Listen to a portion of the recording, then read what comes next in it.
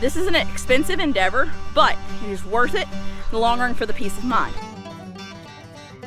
If I sell a goat and then the new owners then have a goat pop up sick, they can't come back to me and say, well, the goat you sold me was sick with this. Today is a fun day on the farm. We are doing herd testing, which means we're going to draw blood from almost all of our herd and send it off to make sure all of our goats are healthy. Now, this is an expensive endeavor, but it is worth it in the long run for the peace of mind. I have no reason to suspect anybody in my herd has issues, but it's a smart idea since we don't run a closed herd. That means I have brought in new goats. We've had goats go to other farms and get bred. Now, even going to that other farm, it's a clean farm because, you know, it's Sage and Stone Homestead, and I said it right. And actually, Miss Heather is here to help us with herd testing. We have a lot of people that come to our farm too, and when you have a lot of foot traffic from other farms, that can be a way that disease gets passed around. So even if you've tested clean and you have a closed herd, it's a good idea to test. My plan is to test most of my herd, but I have a lot of little kids that are under 6 months of age. So we'll test again the first of next year. And then I'm probably, if I can maintain somewhat of a closed herd, do it every other year is my plan. But we'll see how it works out in the long run. Let's get moving on this because it's hot. Yeah, it's muggy. It's muggy, very muggy.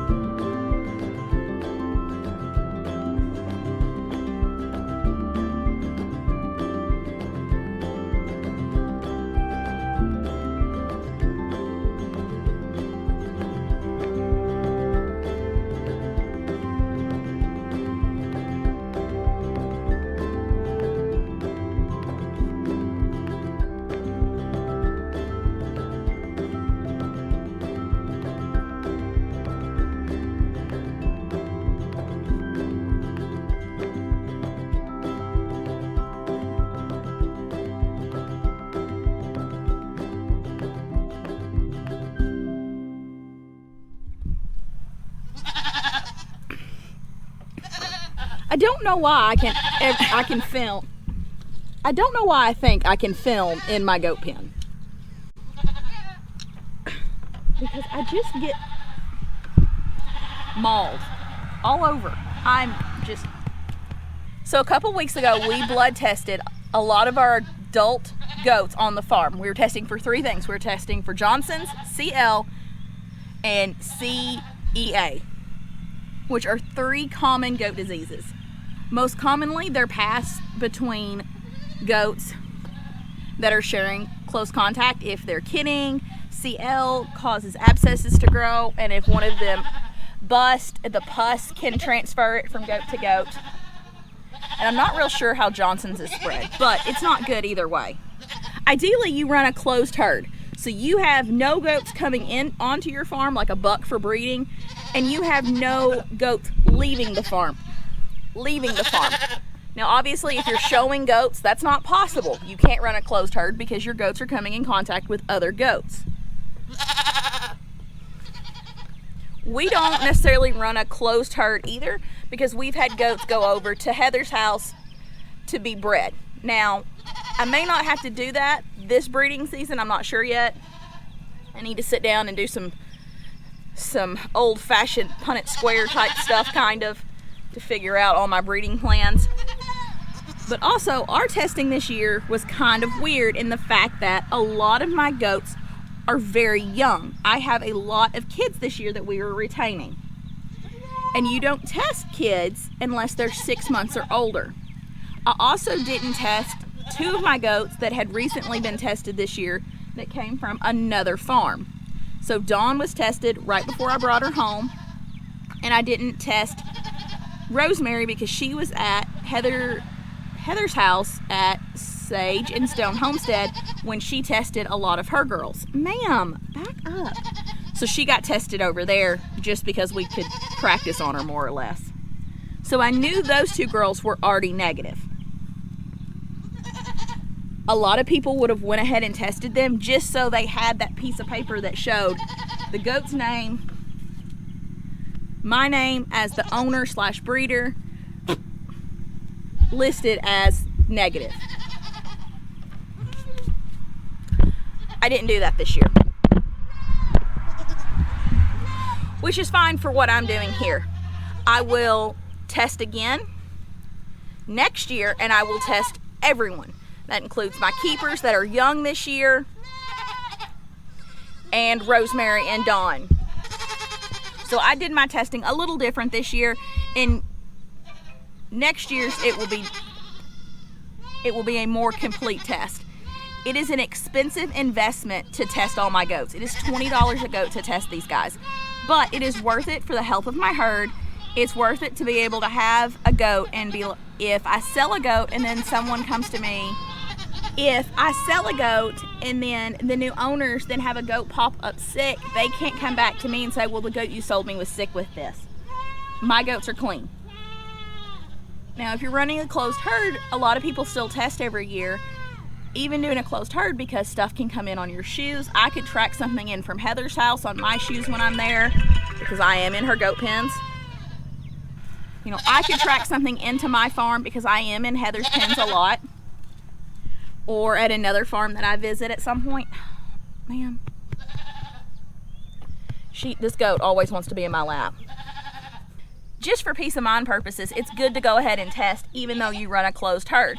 You could bring something down on your hay, and even the best biosecurity doesn't always work out all the time. Hi, baby. Hi. Truly, these goats cannot stand me. Hi. There are a lot of good reasons to test our goats, and I'm glad I was able to do it. It was an expensive endeavor, but it feels so nice to know that my goats are clean at this moment, and I don't have to worry about them. Not only is it nice to have that, but I don't have to worry about anyone getting sick with these things, because these are sicknesses that can affect their health and cannot be pleasant to them. You know, a goat can live with CL, but they don't need to be a dairy goat. You know, there are some CL positive farms that just have goats that are positive with CL because it's not completely awful for them. They just get cyst. It's not great though. So if we can stop the spread of it, it's so much better for the goats. I also try to make sure I'm buying from people that do test their goats, even though I hadn't. All my girls had either came from a farm that had recently tested or had tested in the past and were clean and were running a closed herd. But I guess I need to officially say, all the goats that I tested, which was 8, I tested Benji, my buck, and then all of my girls that had not been previously tested recently, which was excluding Dawn and Rosemary. So everyone else had been tested while they were here, and everyone came back negative for all 3 things, and it was amazing. The lab I used was out in California, so we took the blood samples and we shipped them. We had a shipping issue, but that wasn't the lab's fault. So I'm glad all my goats are tested. We will definitely test again next year. It's a pretty easy thing. We bought a kit. You saw us in the time lapse doing it. You are sticking the jugular, so that's kind of terrifying. But it's a needle like you would get an IV with, so they're not going to bleed out. I love having friendly goats, don't get me wrong, but it's also a nuisance too, as Eden rakes me with her horn, so I will pet her. That one is getting friendlier. That is Laramie. I bought her as a yearling. She's getting friendlier. I don't think she'll ever be an in your pocket goat, like like Patsy is here, who climbs in my lap. But she's getting friendlier. Hi, Dawn. It is wonderful to know my herd is disease-free, at least for the things that I'm testing for in that. Obviously, we're still dealing with the normal things you deal with when you have goats. Worms and babies with coccidia, and those things, I can handle those things. Those things are easy to handle for me now because I've been doing it. But as far as the big 3 in goats, we are clear of them for now, and I'm so happy about that.